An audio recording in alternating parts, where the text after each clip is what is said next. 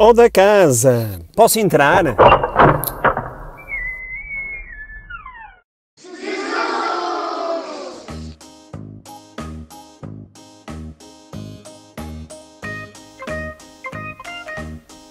Olá, amigos! Posso entrar? Chegamos ao final do tempo do Natal. Foram semanas preenchidas, cheias de histórias contagiantes da minha vida, da minha infância. Gostaram? De certo já as conheciam, mas há sempre algo para aprender sobre elas. Mas ainda, sobre as semanas do Natal, tem alguma coisa para partilhar conosco?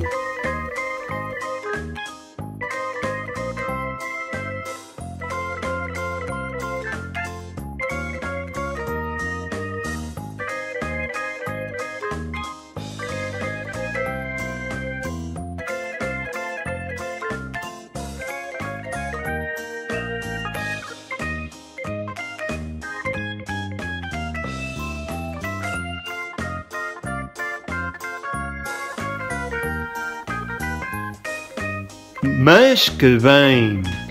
Continuem a partilhar connosco tudo aquilo que quiserem. É com a partilha que aprendemos também que damos o exemplo de como ser um bom cristão. Agora, amigos, atentos. Vamos escutar o que se passou depois do meu batismo.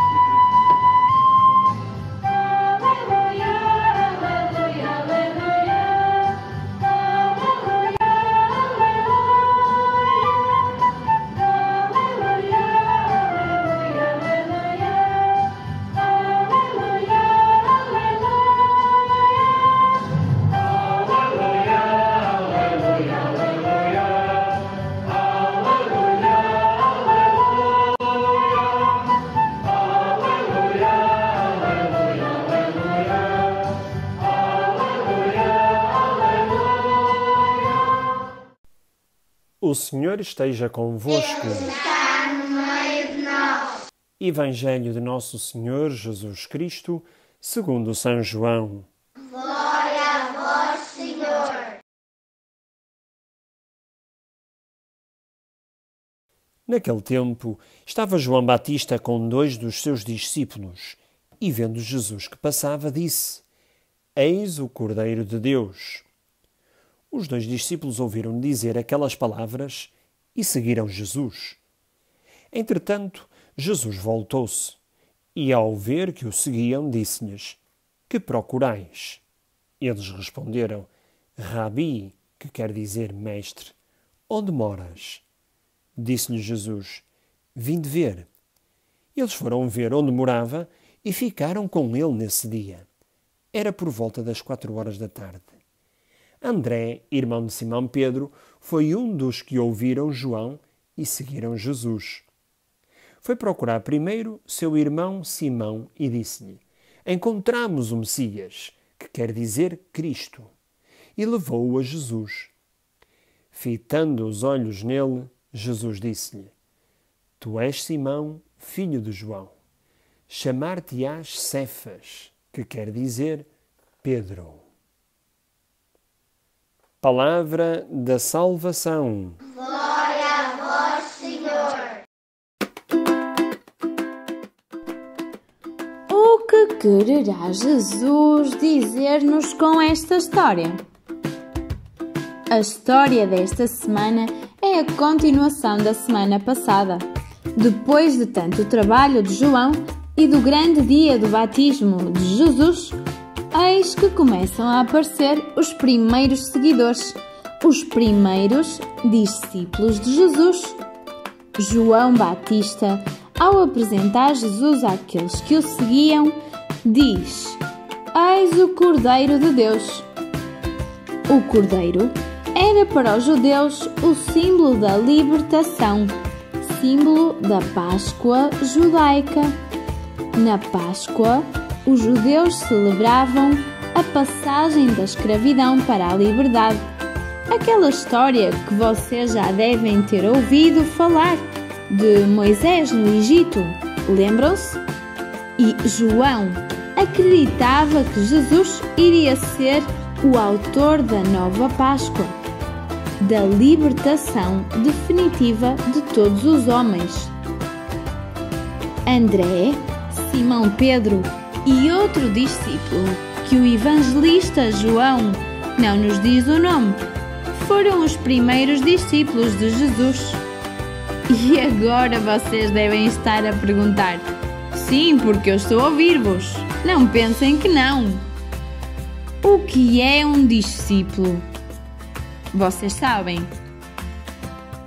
Bem, ser discípulo é aprender com Jesus e é ser seu imitador.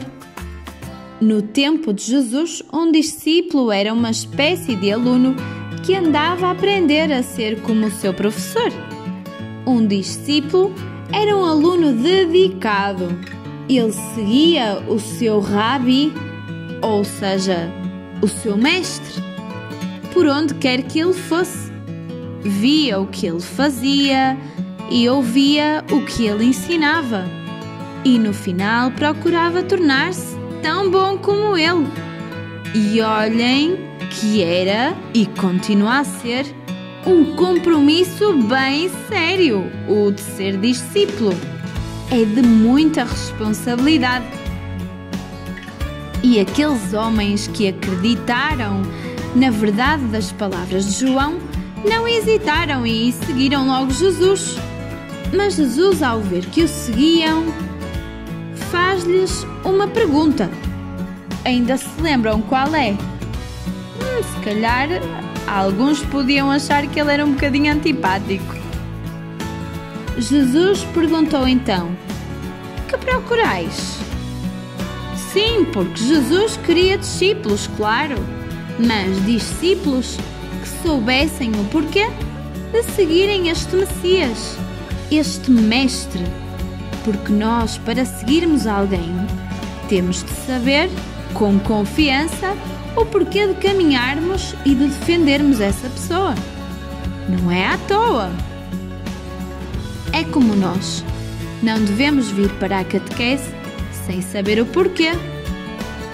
Não vamos falar de Jesus nas nossas casas se não soubermos o motivo da nossa vontade de o seguirmos. Não podemos desejar o batismo ou o sacramento da Eucaristia só pelas festas vistosas. Ou então não devemos querer casar pela igreja só porque é mais bonito. E no final de contas, não continuamos a ter Jesus nas nossas vidas. Não continuamos a cumprir a vontade de aquele a quem chamamos Rabi, Mestre. Imaginem só se o Padre Nuno escolhesse ser sacerdote, ser padre, sem motivos, sem amar a Deus, sem ter esperança nas palavras do seu Mestre, Jesus. Pois não tinha lá grande sentido, não é?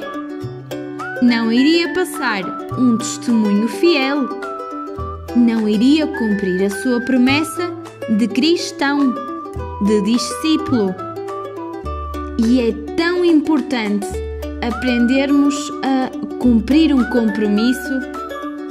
Um compromisso é a verdade das nossas palavras refletidas nos nossos atos, nos nossos gestos.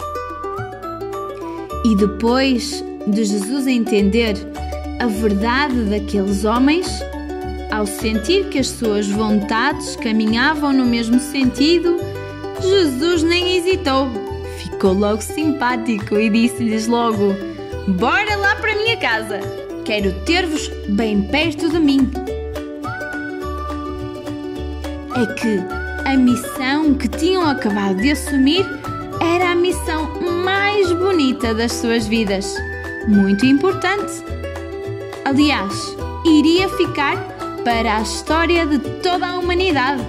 E cá estamos nós a falar dessa bonita história. Entenderam porque precisamos de saber o que andamos aqui a fazer, malta?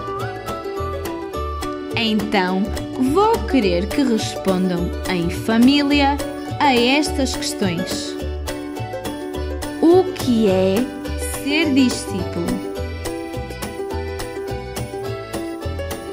Porque podemos ser discípulos de Jesus. Boa família! Toca a falar de Jesus! Esta semana tem uma tarefa muito importante para fazer. São todas, não é? Assumam um compromisso em família. Escrevam num papel esse compromisso, que todos concordem, claro. E no final coloquem lá a vossa assinatura. Guardem-na num envelope.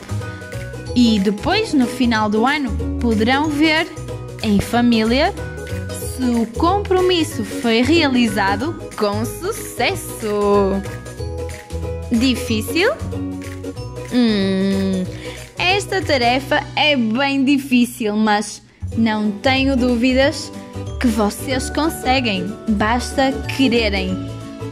Bora lá ser família que promete e que cumpre, com muito amor e dedicação. Até para a semana! Beijinhos!